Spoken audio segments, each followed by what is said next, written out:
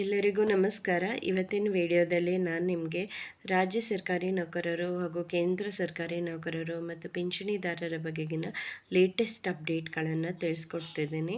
ನನ್ನ ಚಾನಲ್ನಲ್ಲಿ ನಾನು ರೆಗ್ಯುಲರ್ ಆಗಿ ಗೌರ್ಮೆಂಟ್ ಎಂಪ್ಲಾಯೀಸ್ ರಿಲೇಟೆಡ್ ಏನೇ ಅಪ್ಡೇಟ್ ಇದ್ರೂ ಅದನ್ನು ಶಾರ್ಟ್ ವಿಡಿಯೋ ಮಾಡಿ ಅಪ್ಲೋಡ್ ಮಾಡ್ತೀನಿ. ಇದರಿಂದ ನಿಮಗೆ ಎಲ್ಲ ವಿಷಯಗಳು ಈಸಿಯಾಗಿ ಒಂದೇ ಪ್ಲೇಸಲ್ಲಿ ತಿಳಿದುಕೊಳ್ಬೋದಾಗಿದೆ.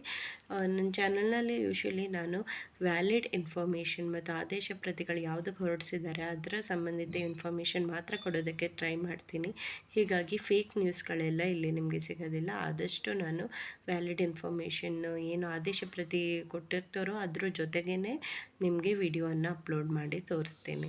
ನೀವೇನಾದರೂ ನನ್ನ ಚಾನಲನ್ನು ಫಸ್ಟ್ ಟೈಮ್ ನೋಡೋರಾಗಿದ್ದರೆ ನೀವು ಉಚಿತವಾಗಿ ನನ್ನ ಚಾನಲ್ಗೆ ಸಬ್ಸ್ಕ್ರೈಬ್ ಮಾಡ್ಕೊಳ್ಬೋದು.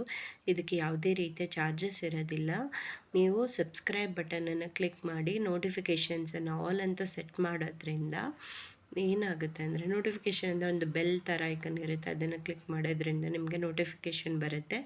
ನಾನು ವಿಡಿಯೋನ ಅಪ್ಲೋಡ್ ಮಾಡಿದ ತಕ್ಷಣ ನಿಮಗೆ ಇಮಿಡಿಯೇಟಾಗಿ ನೋಟಿಫಿಕೇಷನ್ ಬರುತ್ತೆ ಹಾಗೂ ನೀವು ಎಲ್ಲ ವಿಷಯಗಳನ್ನು ತಿಳಿದುಕೊಳ್ಬೋದಾಗಿದೆ. ನಿಮಗೆ ವಿಡಿಯೋಗೋಸ್ಕರ ಸರ್ಚ್ ಮಾಡೋ ಅಗತ್ಯ ಇರೋದಿಲ್ಲ. ಹಾಗೂ ಇದಕ್ಕಿಂತ ಮೊದಲಿನ ಏನೇನು ಅಪ್ಡೇಟ್ಸ್ ಇದೆ, ಕ್ಯಾಲ್ಕುಲೇಷನ್ಗಳ ಬಗ್ಗೆ ಏನೇನು ಡೌಟ್ಸ್ ಇದೆ ಅದರ ಬಗ್ಗೆ ಇದ್ದರೆ ನನ್ನ ಚಾನಲಲ್ಲಿ ಗೌರ್ಮೆಂಟ್ ಎಂಪ್ಲಾಯೀಸ್ ನ್ಯೂಸ್ ಅನ್ನೋ ಪ್ಲೇಲಿಸ್ಟನ್ನು ಮಾಡಿದ್ದೀನಿ. ಆ ಪ್ಲೇಲಿಸ್ಟಿಗೆ ಹೋಗಿ ನೀವೆಲ್ಲ ವಿಷಯಗಳನ್ನು ತಿಳಿದುಕೊಳ್ಬೋದಾಗಿದೆ. ಸೊ ಈ ವಿಡಿಯೋದಲ್ಲಿ ನಾನು ಆಲ್ರೆಡಿ ಹೇಳಿದಾಗೆ ರೀಸೆಂಟಾಗಿ ಏನೇನು ಅಪ್ಡೇಟ್ಸ್ ಬಂದಿದೆ ಸರ್ಕಾರಿ ನೌಕರರ ಬಗ್ಗೆ ಅನ್ನೋದನ್ನು ತಿಳಿಸ್ಕೊಡ್ತಿದ್ದೀನಿ. ಮೊದಲನೇದಾಗಿ 8ನೇ ವೇತನ ಆಯೋಗಕ್ಕೆ ಸಂಬಂಧಿಸಿದಂತೆ ಏನು ಅಪ್ಡೇಟ್ ಇದೆ ಅಂದರೆ, ಕೇಂದ್ರ ಸರ್ಕಾರಿ ನೌಕರರಿಗೆ ವೇತನ ಮತ್ತು ಭತ್ಯೆಗಳ ಪರಿಷ್ಕರಣೆಗೆ 8ನೇ ವೇತನ ಆಯೋಗದ ಮೊದಲ ಸಭೆ ನಡೆದಿದ್ದು 69,000 ಕನಿಷ್ಠ ವೇತನಕ್ಕೆ ಒತ್ತಾಯಿಸಲಾಗಿದೆ. ಎಷ್ಟು ಹೆಚ್ಚಾಗುತ್ತೆ ಸ್ಯಾಲ್ರಿ ಅಂತ ನೀವೇ ಇದರಲ್ಲಿ ನೋಡ್ಬೋದು. ಅಂದರೆ 8ನೇ ವೇತನ ಆಯೋಗ ಏನಾದರೂ ಜಾಸ್ತಿ ಬಂದರೆ ಯಾರು ಕೇಂದ್ರ ಸರ್ಕಾರಿ ನೌಕರಿಯಲ್ಲಿ ಇರ್ತೀರೋ ಅವ್ರಿಗಂತೂ ಬಂಪರ್ ಅಂತಲೂ ಹೇಳೋಕ್ಕಾಗಲ್ಲ, ಲಾಟ್ರಿ ಹೊಡೆದಂಗೆ ಅಂತಲೇ ಹೇಳ್ಬೋದು. ಯಾಕಂದರೆ ಮಿನಿಮಮ್ ಸ್ಯಾಲ್ರಿ, ನೀವು ಎಷ್ಟೇ ಸ್ಟಾರ್ಟಿಂಗ್ ಲೆವೆಲ್ ಎಂಪ್ಲಾಯ್ ಆಗಿದ್ರೂ ಕೂಡ ನಿಮ್ಮ ಮಿನಿಮಮ್ ಸ್ಯಾಲ್ರಿ 70,000 ಪರ್ ಮಂತ್ ಆಗಿರುತ್ತೆ. ಸೊ ಇಷ್ಟು ಆಗೋದಕ್ಕೋಸ್ಕರ ಒತ್ತಾಯ ನಡೆಸ್ತಾ ಇದ್ದಾರೆ. ಸೊ ಇದರ ಬಗೆಗಿನ ಡೀಟೇಲ್ಸನ್ನು ನನ್ನ ಚಾನಲ್ನಲ್ಲಿ ಆಲ್ರೆಡಿ ಅಪ್ಲೋಡ್ ಮಾಡಿದ್ದೀನಿ ಸಪ್ರೇಟಾಗಿ 8ನೇ ವೇತನ ಆಯೋಗದ ಬಗ್ಗೆನೇ. ಅದರಲ್ಲಿ ನೋಡಿ ಎಲ್ಲ ವಿಷಯಗಳನ್ನು ತಿಳ್ಕೊಳ್ಬೋದಾಗಿದೆ. ಇದರಲ್ಲಿ ನಾನು ಹೈಲೈಟ್ಸ್ ಹೇಳ್ತಾ ಇದ್ದೀನಿ ಏನೇನು ಅಪ್ಡೇಟ್ ಆಗಿದೆ ಅಂತ.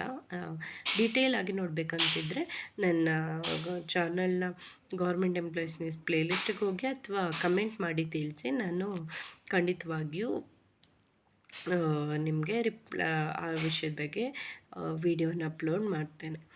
ತುಟ್ಟಿ ಭತ್ಯೆ ಹೆಚ್ಚಳ. ಕೇಂದ್ರ ಸರ್ಕಾರಿ ನೌಕರರ ತುಟ್ಟಿ ಭತ್ಯೆಯನ್ನು 60% ಹೆಚ್ಚಾಗೋದು ಸಾಧ್ಯತೆ ಇದೆ. ಸಂಬಳದಲ್ಲಿ ಭಾರಿ ಏರಿಕೆಯನ್ನು ತರುತ್ತದೆ. ಸೊ ಏನಕ್ಕೆ ಸಾಧ್ಯತೆ ಇದೆ ಅಂತ ಹೇಳಿದ್ರೆ, ಇದು ಆದೇಶ ಬಂದಿದೆ. ಅದು ನಿಮ್ಮ ಸ್ಯಾಲ್ರಿ ಸೇರೋದು ಏಪ್ರಿಲ್ ಎಂಡ್ ಆಗುತ್ತೆ. ಏಪ್ರಿಲ್ ಎಂಡ್ ಮೇ ಎಂಡಿಗೆ ನಿಮ್ಮ ಅರಿಯರ್ಸ್ ಜೊತೆ ಇದು ಬರುತ್ತೆ. ಸೊ ಹಾಗಾಗಿ ತುಟ್ಟಿ ಭತ್ಯೆಯನ್ನು ಕೂಡ ಅಂದರೆ DAಯನ್ನು ಕೂಡ 60%ಗೆ ಜಾಸ್ತಿ ಮಾಡಿದ್ದಾರೆ, 58ಇಂದ ಕೇಂದ್ರ ಸರ್ಕಾರಿ ನೌಕರರಿಗೆ. ಇದು ಕೂಡ ಒಂದು ಲೇಟೆಸ್ಟ್ ಅಪ್ಡೇಟ್.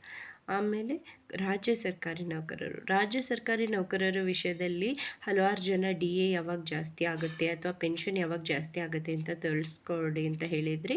DA ಹೈಕ್ ಬಗ್ಗೆ ಸದ್ಯಕ್ಕೆ ರಾಜ್ಯ ಸರ್ಕಾರದಲ್ಲಿ ಇನ್ನೂ ಯಾವುದೇ ಆದೇಶ ಬಂದಿಲ್ಲ. ರಾಜ್ಯ ಸರ್ಕಾರದಲ್ಲಿ ಗ್ಯಾರಂಟಿ ಯೋಜನೆಗಳಿಂದಾಗಿ DA ಹೈಕ್ ಅನ್ನೋದು ಆದೇಶ ಬರೋದು ಸ್ವಲ್ಪ ತಡವಾಗ್ತಿದೆ.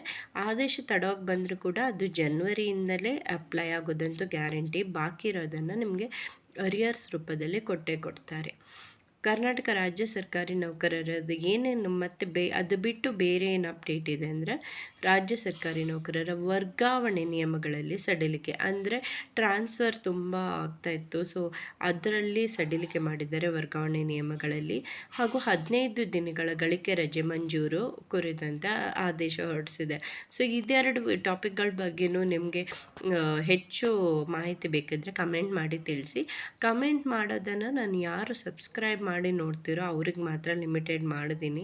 ಸೊ ಹಾಗಾಗಿ ನೀವು ಕಮೆಂಟ್ ಮಾಡಬೇಕಂದ್ರೆ ಸಬ್ಸ್ಕ್ರೈಬ್ ಮಾಡ್ಕೊಳ್ಬೇಕಾಗತ್ತೆ ನನ್ನ ಚಾನಲ್ಗೆ. ಯಾಕಂದರೆ ಕೆಲವರು ಸುಮ್ಮನೆ ಏನೋ ಒಂದು ಕಮೆಂಟ್ ಬರೆದು ಹೋಗ್ತಾರೆ, ವ್ಯಾಲಿಡ್ ಇರೋದಿಲ್ಲ. ಅದಕ್ಕೋಸ್ಕರನೇ ನಾನು ಯಾರು ಸಬ್ಸ್ಕ್ರೈಬ್ ಮಾಡಿ ಯಾರು ಚಾನೆಲ್ ಬಗ್ಗೆ ಕೇರ್ ಮಾಡ್ತಾರೋ ಅವ್ರ ಕಮೆಂಟ್ಗಳಿಗೆ ಮಾತ್ರ ವ್ಯಾಲ್ಯೂ ಇರುತ್ತೆ ಅಂತ ನಾನು ನಂಬ್ತೀನಿ. ಸೊ ಹಾಗಾಗಿ ನಾನು ಕಮೆಂಟ್ ಮಾಡೋದನ್ನು ಸಬ್ಸ್ಕ್ರೈಬ್ ಮಾಡೋರಿಗೆ ಲಿಮಿಟ್ ಮಾಡಿದ್ದೀನಿ. ಸಬ್ಸ್ಕ್ರೈಬ್ ಮಾಡಿ ನಿಮ್ಮ ಅನಿಸಿಕೆ ಏನಿದ್ರು ತಿಳಿಸ್ಬೋದು. ನಾನು ಅದನ್ನು ಅದರ ಬಗ್ಗೆ ವಿಡಿಯೋನ ಮಾಡ್ತೀನಿ. ನೆಕ್ಸ್ಟು ಹಳೆ ಪಿಂಚಣಿ ಯೋಜನೆ ಅಥವಾ ಒ ಪಿ ಎಸ್ ಬಗ್ಗೆ ಏನಾಗಿದೆ ಅಂದರೆ, ಒ ಪಿ ಎಸ್ ಮರುಜಾರಿಗಾಗಿ CS ಷಡಕ್ಷರಿ ಅವರು ಎಚ್ಚರಿಕೆ ನೀಡಿದ್ದು, ಇದಕ್ಕೆ ಸಂಬಂಧಿಸಿದಂತೆ ಅಧಿಕೃತ ಆದೇಶದ ನಿರೀಕ್ಷೆ ಅಂದರೆ ಒ ಪಿ ಎಸ್ ಎಲ್ಲರಿಗೂ ಜಾರಿ ಮಾಡಬೇಕು, ಮರು ಜಾರಿ ಆಗಲೇಬೇಕು, ಇಲ್ಲಾಂದರೆ ನಾವು ಸ್ಟ್ರೈಕ್ ಮಾಡ್ತೀವಿ ಅಂತ ರಾಜ್ಯ ಸರ್ಕಾರಿ ನೌಕರರ ಸಂಘದ ಅಧ್ಯಕ್ಷ ಆದಂಥ CS ಷಡಕ್ಷರಿ ಅವರು ಎಚ್ಚರಿಕೆಯನ್ನು ನೀಡಿದ್ದಾರೆ. ಸೊ ಸದ್ಯದಲ್ಲಿ ಅದು ಕೂಡ ಅಧಿಕೃತ ಆದೇಶ ಬರುವಂತಹ ನಿರೀಕ್ಷೆ ಇದೆ. ಆಮೇಲೆ ಇನ್ನೊಂದೇನೆಂದರೆ KSRTC. ಸೊ KSRTC ಸಾರಿಗೆ ನೌಕರರದ್ದು ಏನು ಲೇಟೆಸ್ಟಾಗಿ ಅಪ್ಡೇಟ್ ಇತ್ತು ಅಂದರೆ, ಸಾರಿಗೆ ನೌಕರರಿಗೆ ವರ್ಗಾವಣೆ ಸರ್ಕಾರ ಗ್ರೀನ್ ಸರ್ಕಲ್ ನೀಡಿದ್ದು ವರ್ಗಾವಣೆಗೆ 38 ತಿಂಗಳ ಬಾಕಿ ವೇತನ ಪಾವತಿಗೆ ಅಪ್ಡೇಟ್ ಇದೆ. ಅಂದರೆ ಸಾರಿಗೆ ನೌಕರರದ್ದು ಏನು ವರ್ಗಾವಣೆ ಕೆಲವೆಲ್ಲ ಬಾಕಿ ಇತ್ತು, ಟ್ರಾನ್ಸ್ಫರ್ಸ್ ಬಾಕಿ ಇತ್ತು, ಅದಕ್ಕೆ ಗ್ರೀನ್ ಸಿಗ್ನಲ್ ನೀಡಿದೆ. ಮತ್ತು 38 ತಿಂಗಳ ಬಾಕಿ ಹಣ ಕೊಡಬೇಕಿತ್ತು ಸಾರಿಗೆ ನೌಕರರು.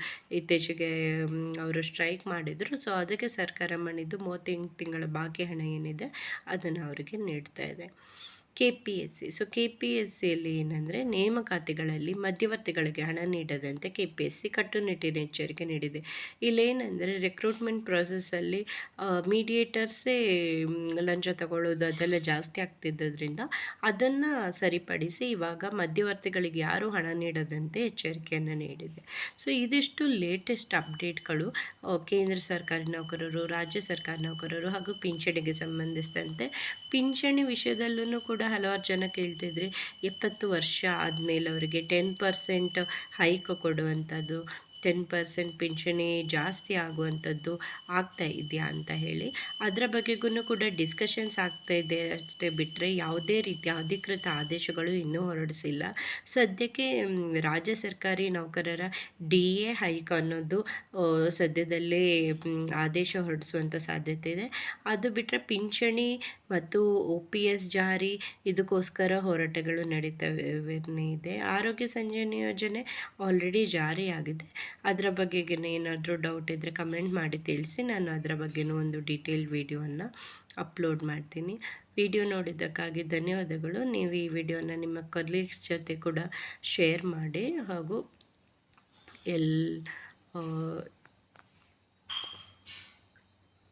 ಏನಾದರೂ ಡೌಟ್ಗಳಿದ್ದರೆ ಅಥವಾ ಗೌರ್ಮೆಂಟ್ ಸ್ಕೀಮ್ಗಳ ಬಗ್ಗೆ ಡೌಟ್ ಇದ್ದರೆ ಅಥವಾ ಸೇವಿಂಗ್ ಸ್ಕೀಮ್ಗಳ ಬಗ್ಗೆ ಯಾವುದಾದ್ರೂ ಇನ್ಫಾರ್ಮೇಷನ್ ತಿಳ್ಕೊಳ್ಬೇಕು ಅಂತ ಇದ್ದರೆ, ಸೀನಿಯರ್ ಸಿಟಿಸನ್ಸ್ಗೆ ಯಾವುದಾದ್ರೂ ಸೇವಿಂಗ್ ಸ್ಕೀಮ್ಗಳ ಬಗ್ಗೆ ಇನ್ಫಾರ್ಮೇಷನ್ ತಿಳ್ಕೊಳ್ಬೇಕಂತ ಇದ್ದರೆ ಕಮೆಂಟ್ ಮಾಡಿ ತಿಳಿಸಿ. ನಾನು ಅದರ ಮೇಲೆ ಕೂಡ ವಿಡಿಯೋನ ಅಪ್ಲೋಡ್ ಮಾಡ್ತೀನಿ. ಧನ್ಯವಾದಗಳು.